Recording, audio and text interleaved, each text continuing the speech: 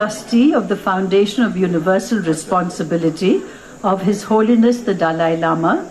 He has been a personal student of Mr. B.K.S. Iyengar over several decades and has been feels passionately about the deep philosophical underpinnings of Iyengar Yoga and the personal qualities of the man who evolved and taught these. Yoga, the Symphony of Life. Good morning, ladies and gentlemen. I'm delighted and honored to be sitting next to my Guru Behan. She's one of Mr. Iyengar's most senior and experienced teachers, and she runs a center in Mumbai which is working to spread the boundaries and the frontiers of Mr. Iyengar's legacy. So she's a very, I'm just, someone who was blessed to study some yoga through Mr. Iyengar. I think that when we talk about the symphony of yoga, the reason we use the word symphony is it brings together, almost in a symphonic way, all the different elements of the human experience, of the human sensibility, into harmony. And so I'm going to start with asking Rajvi to give us a sense of what Mr. Iyengar understood to be yoga. I would like to just start with his quote. He said, "Yoga is the rhythm of the body, the melody of the mind, the harmony of the soul to create the symphony of life." And that's how we got the title for this as the Symphony of Life. Now, for him, yoga and life were synonymous. And he started yoga at a time when yoga was quite a reclusive subject left for a very few people. And it was meant for mystics. So he was the one who brought it down to the common man. He came to the level of the common man and then elated them upwards. So if a man was suffering from pain, he gave them relief from pain. If they were having emotional disturbances, it brought stability in their life. He brought the clarity of thought, and that gave people the ability to live life better than what they were. So he always told people, yoga makes you better in whatever you do. The objective of yoga was not to make it a vocation or profession, but be a part of your life. And I think that came out very well. The famous violinist, a genius, Yehudi Menuhin, actually gifted him a watch where he said, "To my best violin teacher." And I think that just said that when you practiced, it transforms the individual to be better in whatever one is doing in life. And that gave people the happiness and the joy to continue life with oneness in whatever they did. So that was yoga for him. I think that what Mr. Iyengar also did was that yoga for him was integrating the many, many, many elements of human experience and human sensibility.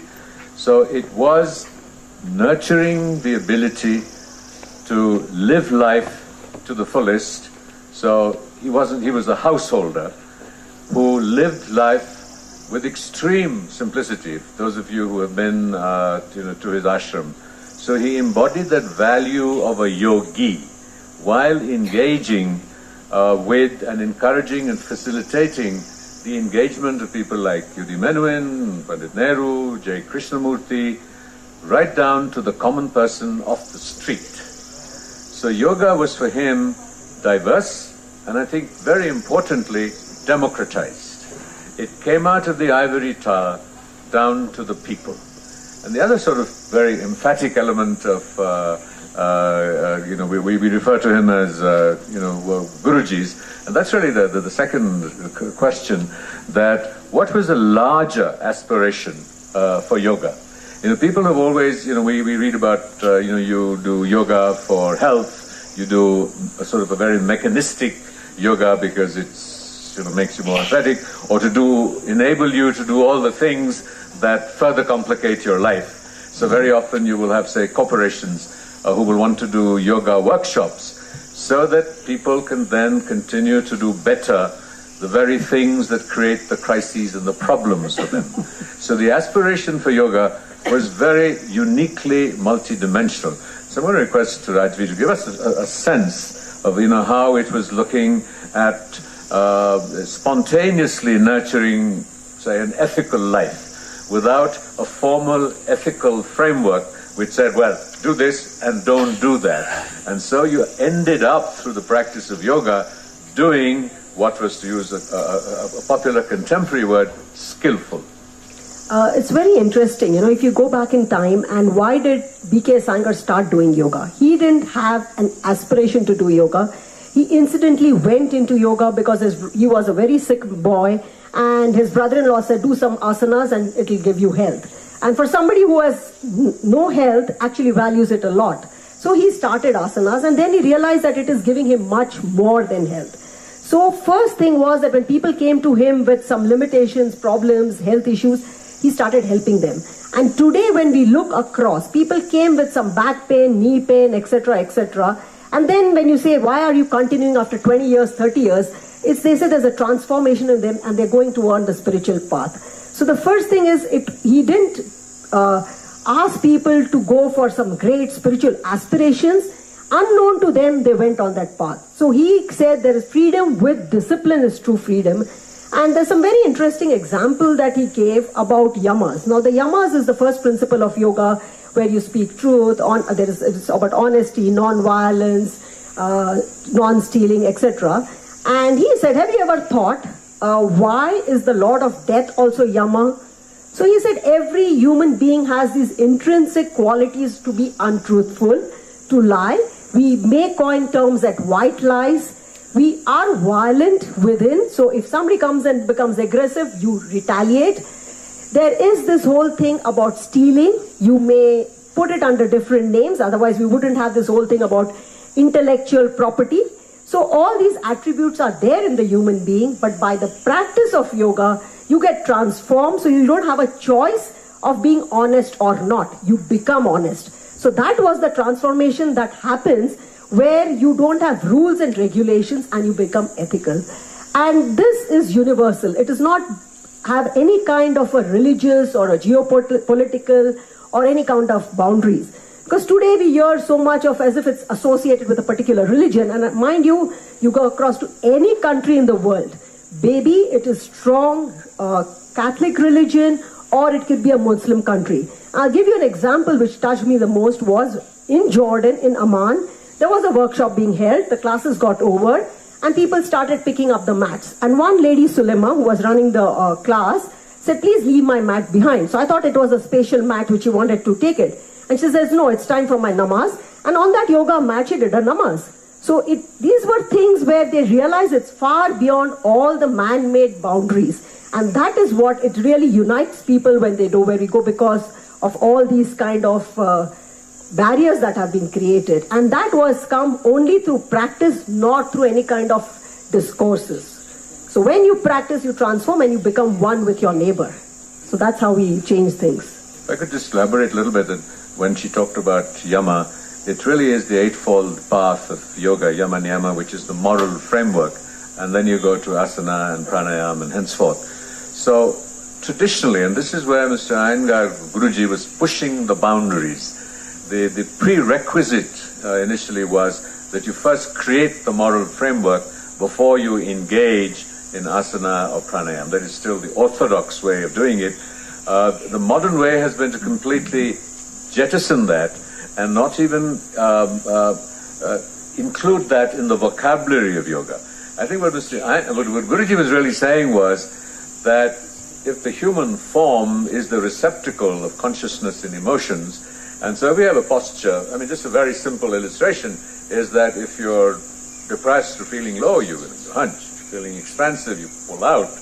And extending that principle through the body as the repository of human emotion and human consciousness to be able to impact the most subtle aspects of the human being, in a sense, independent of a particular circumscribing, limiting philosophy or ideology or religion, so that you would evolve into a greater engagement of who you were individually and personally. So very important aspiration and approach to yoga of Guruji was the individualization, to particularize the practice of yoga for every student who came. In Udimenon, interestingly, the narrative is that when Udimenon first sort of approached Guruji, who happened to be in London before a performance, Udimenon had to cancel the performance because he just wasn't up to performing.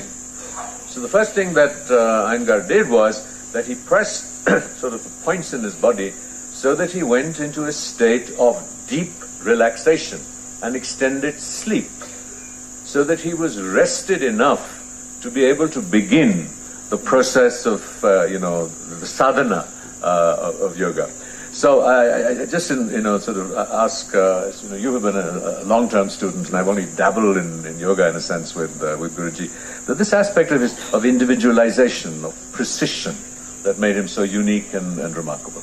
See, he gave a lot of emphasis to the asanas, which are loosely translated in English as postures. For him, the posture indicated your state of mind and emotions.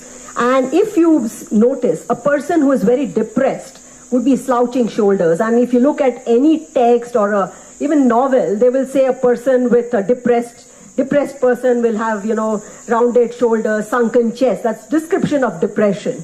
So the first thing is that he coined his own terminology, that you open the chest out. And when you have that opening of the chest, your mind becomes alert. So that posture became very, very important, whether you are sitting or one is standing or doing any of the complicated asanas. Now what becomes important is that we give very little importance to the posture. Now even when we are sitting now, how many of us are aware that we are made of the left and right side of the body, and we tend to give too much weight on one side. And when that happens over a period of time, we start leaning. Now the skeletal-muscular body is nothing else but the pillars and beams of our structure within which the organs sit. So if those pillars and beams are not okay, then naturally the organs are going to be affected. And if the organs are affected, our mind is going to be affected. We cannot say I have a stomach ache, but my mind is very sharp. That's not possible. So we become irritable, we have emotional disturbances, we don't have clarity of thought. So through the asanas, he made us experience the various states of our own existence. And that's why he was very, very particular about the posture of an individual. And today what happened is that when he emphasized so much on the posture, people tended to believe that the posture is a physical entity. But posture is not a physical entity. You cannot divide the body and mind. Body, mind, emotions go hand in hand. And that's how he made us practice so that they all get integrated. Now what happens is that if you're not sitting correctly and you're unable to do the postures, do you compromise? And if you don't do it correctly, it's not going to be efficacious. It's like, I am taking medicine. But are you taking the medicine of the right quality? For medications, you have the FDA, which makes sure of the quality of the medication. But here, if the quality is not there, it's not going to be efficacious. And that's not good for the individual. So that he actually studied, he would say, I've studied the human anatomy and physiology on living individuals, whilst you doctors study it on dead bodies. And when you study it on a living individual, your understanding is very, very different.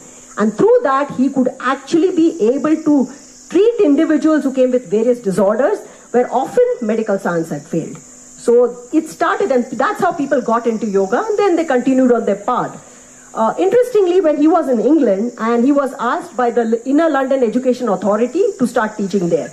But they said, we don't want the philosophy to come in, we don't want religion, we want you to use Sanskrit terms. He took up the challenge, he taught them on a physical front, and it is the same people who actually are now studying the Yoga Sutras with all the depth. So they asked for it. He went to the levels and then let the people move upwards, or I would say inwards, not upwards. Well, as a very simple example that anyone can do, one of the first practices or engagement with Guruji's yoga is to simply stand. And to stand and to balance and to look at the way the soles of your feet balance the body. And that becomes the first exercise, really, into bringing to awareness through the body where our emotions, feelings, knots, or where they lie. We have frequently begun to associate yoga with the most sort of complex, bizarre exercises, which only very, very advanced practitioners can do, and the rest of us attempt at great peril to ourselves. And it was this ability of Guruji to span the entire spectrum of yoga, from the simple ability to stand correctly in poise and balance, balancing one's weight and one's belly if you had one, so that you were in perfect inner alignment. Do you want them to do it? Well, yes, why not? Do you want to have a try? Do you want to have a shot? Please do that and just see what stand happens. up. All of you She can will stand lead you up. through it. Just stand. Spread your feet little apart. Now, when you may, if you have shoes, now just watch inner edges of the feet parallel, because we tend to turn the toes out, which narrows the back, and then we complain of back pain. So look down, inner edges of your feet parallel, stand erect. Now when you are just standing, and if you bring your feet still closer, touching each other as far as possible, are you standing equally on both your feet? Yes? Or is the body weight swing? Is it going back and forth? Sideways. Now I will say, move your attention to the frontal thighs and move the thigh muscles back. So as if your mind is moving the frontal thighs back. Now what happens to the firmness in the legs? Better? What happens to the abdomen? Recedes? Something which most people aesthetically want. Now move the thigh muscles further back. Raise the chest up. Now what happens to the mind? You become more alert. Maybe our talk would have made you drowsy, but when you're standing straight, your mind gets alert. Now extend the tips of the fingers down. Keep the elbows straight. Now what is the alertness in the arms? Now release. So you can see it's a simple way when you stand, how you stand, and if you can extend this to the various asanas, over 200 of them, each and every cell of the body comes to life. Otherwise, our respiratory system is breathing, but the cells are not breathing. And we need to bring life to each cell of the body. You can sit down. Thank you.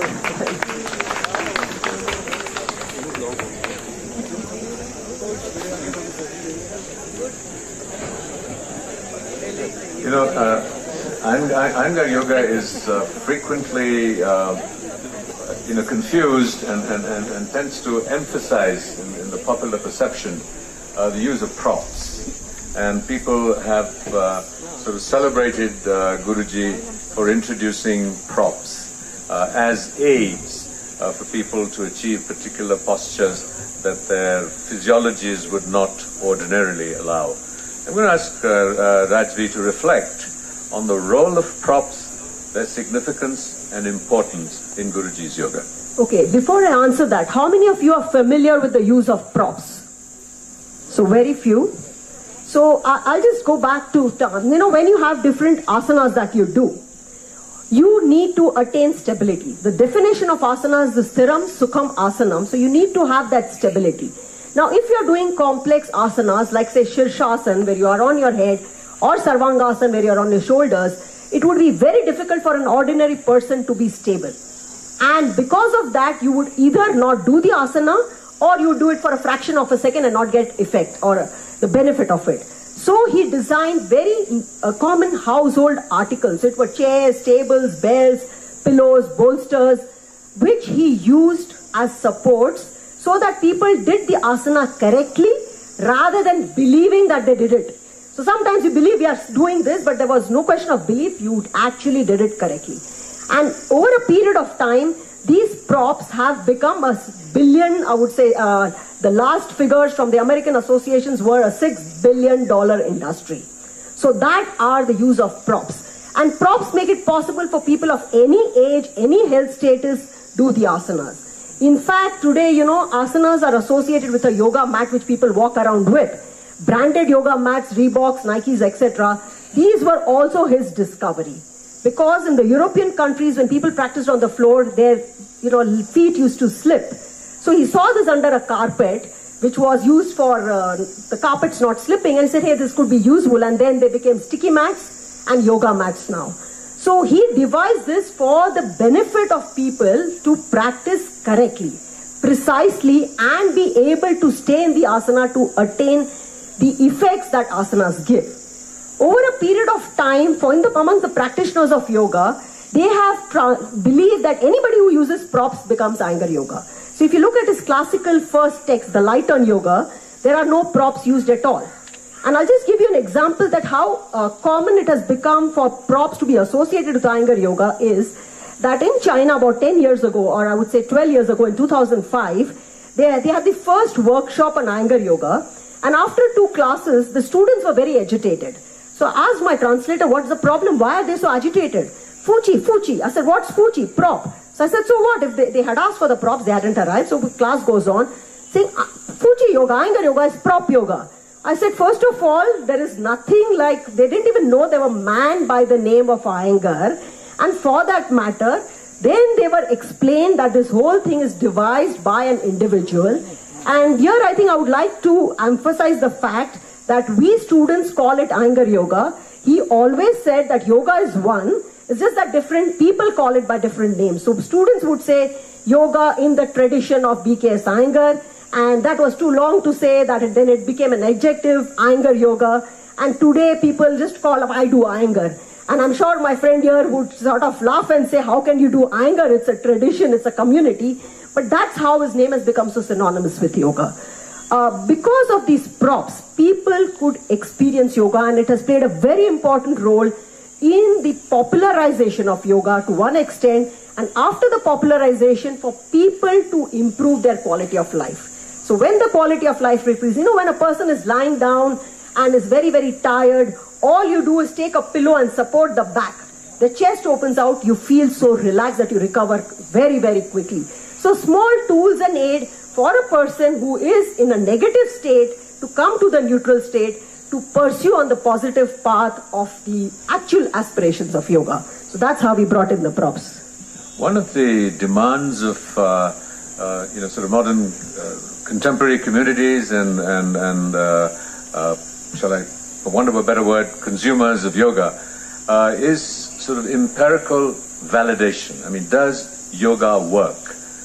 Now, to measure does yoga work is extremely challenging at one level, largely because it is the particularization, the individualization that it involves. So you're unable to evolve the kind of broad-based protocols, which is something that the West is very excited about for everything it demands when you're testing medication, when you're testing techniques. Because of that, it becomes very difficult to replicate the same approach in 10 different individuals who may have the same conditions, who require 10 different treatments for one another, sort of compromise on a word. But yet, within that framework, Rajvi's organization in Bombay has been doing some path-breaking work in being able to provide a mirror, albeit not yet on the large-scale product testing that Western pharmaceutical companies are frequently able to fake. And I think that this is the scope of this is modest but extremely significant. So I'm going to request Rajvi to share some of that experience. I would like to say, I admit here, I wear 2 hats. So one is the yoga subjective hat, and I've been formally trained as a scientist, which is a very objective hat. And what happens is that subjectively, if you want to measure yoga, it's very difficult. I mean, we feel good. How do you measure feel good? On the other hand, yoga is subjective, science is objective. Yoga practitioners would say our science goes back to more than 2,500 years, and the modern tools of medicine go back to 400 years. Why should it be proved? Also, what we experience is yoga on the skeletal-muscular physiological front can be measured. A little bit on the emotional front. But how do you measure consciousness? How do you measure intelligence? So I would say, yes, you can measure when I think it is required today to provide evidence when it comes to the therapeutic aspects. Because today, with the popularity of yoga, everything comes under the garb of yoga. I raise my hand up, it becomes yoga. I turn my neck, it becomes yoga. So today, for a person, for the good of the subject, that it survives for the next generations to come, it's important to provide evidence when it comes to therapy, because science demands evidence. And I must say that there are 100 research papers published, not in yoga journals, but in peer-reviewed science journals of very high impact factor. And these studies have been done independently by universities across the world who have used the methodology of Guruji's tradition as an intervention. And these studies have shown in cases of lower back pain, knee pain, erythema, where modern science does not still have evidence. They have shown on depression, they have done brain studies to show that the blood flow to the brain is different in yoga practitioners. So the amygdala, which is what I would say excited in post-traumatic stress disorder and anxiety, is actually having lesser blood flows. By the frontal brain, which is used in multitasking, there's an increased blood flow. So that sort of explains when you say yoga makes you better in whatever you do. We have done studies over the last 10 years in patients with Parkinson's disease, which is defined as a progressive neurological disorder. And the definition, moment you hear progressive, I think it just breaks the heart of the patient. We took it up because a support group came to us with 30 patients, and I must tell you that in a span of 3 months, their movement improved, and it was quantified using the same scales which are used for drugs. We then followed them up for over 2 years, and there are a few who have actually improved. So the point is that they have to continue. It's not like I do it, it's magic, it'll go away. You have to continue doing it. So we've done more studies on gait, emotions, and now we are actually replicating the model in other countries too, where we have qualified teachers. So this has to definitely, it cannot be said anybody and everybody can do it, or the patient can do it on their own. But yes, where you have an experienced qualified teacher, they are able to replicate it. So we have developed, I would say, within the system, protocols for specific problems, and also for the protocols for teaching at different levels, which are universal. So if you go to an Iyengar yoga class in say Mumbai, or you go to it in New York or any part of the world, you will immediately feel the similarity. Because I think for anything, it should not be left to one individual training, but it has to be replicated. And of course, the individual teacher brings their own flavors with it. Well, we have, according to this, 7 minutes and 1 second left. We have a choice, and I leave this call to Rajvi. We have a 5-minute clip of Guruji explaining the aspiration of yoga. I think so. Either we play that or we can do a Q&A. Shall we just play that? Yes, please. Okay.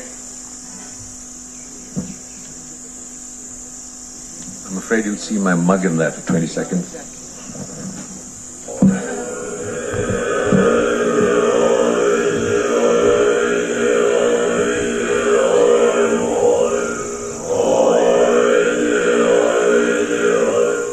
What for you is the ultimate goal? And we will come to some of the techniques and practices and the stages, because there is obviously a popular misconception which you have drawn attention to, that yoga is basically postures and training the body towards the ultimate access to the mind. But let's just stay with the goal, the ultimate goal of yoga. No doubt, we all speak of happiness. You know, happiness has also got its own compartments. Like health having different compartments. Happiness also has got different compartments.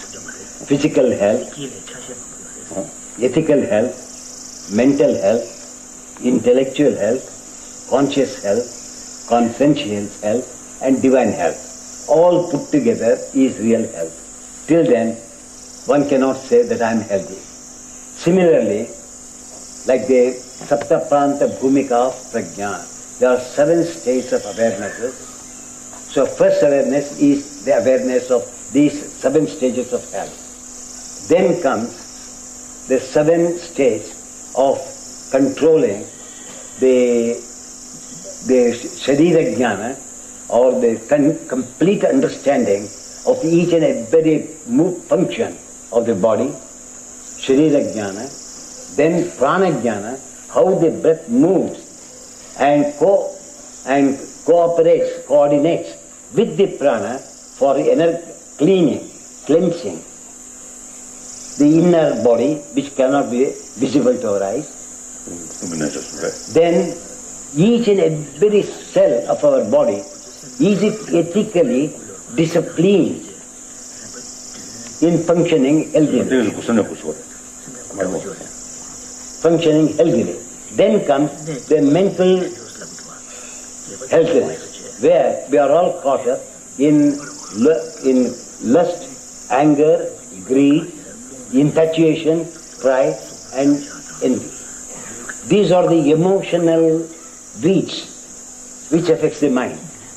As such, the yogic discipline works in such a way that love without lust, anger without showing from the mind, but as if it is separate entity. When this art is developed, then the mind comes under control, so it experiences a state of poise, or I can say passivity, quietness, latitude. So when that state comes, as Holiness said, that is the stage where one has to jump towards to experience what real happiness is. Happiness is definitely subjective. It depends upon each individual. According to Yoga Sutra, Patanjali says that when he speaks of samadhi, he speaks of vitarka, vichara, ananda, asmita. I am taking first four, where the head being a logical seat of intellect, vichara, mind being the seat of the intelligence, there should be a thorough communication between the intellect of the head and the intellect of the heart. When they get blended together, then Patanjali says there is a joy. The moment the word joy, ananda, comes, the eye, the quality of the eye fades out. That is not ananda, it nullifies the consciousness. As it nullifies the consciousness, then the last stage is satchitta. You experience the true quality of the consciousness, which is pure in itself without any colorization. And that we call it Satchidananda, but it is only Satchit because there is no Ananda. Ananda is on the eye, quality of the eye, beyond the mind, is the Prajna, or you call it Atma Prajna. So there, Atma has no happiness, no suffering, nothing. So that is known as unalloyed poise, unalloyed peace, unalloyed joy. And the aim of yoga is to experience the non-colorization of happiness, which ends only when one reaches from the physical, from the skin, going through the inner body, cleansing the inner body, cleansing the mind, cleansing the intelligence, cleansing the consciousness, so that when all these precepts or all the vehemence of the self is completely cleansed, then there is nothing but joy, which cannot be called as a joy, which is beyond joy. And that I call is a real happiness.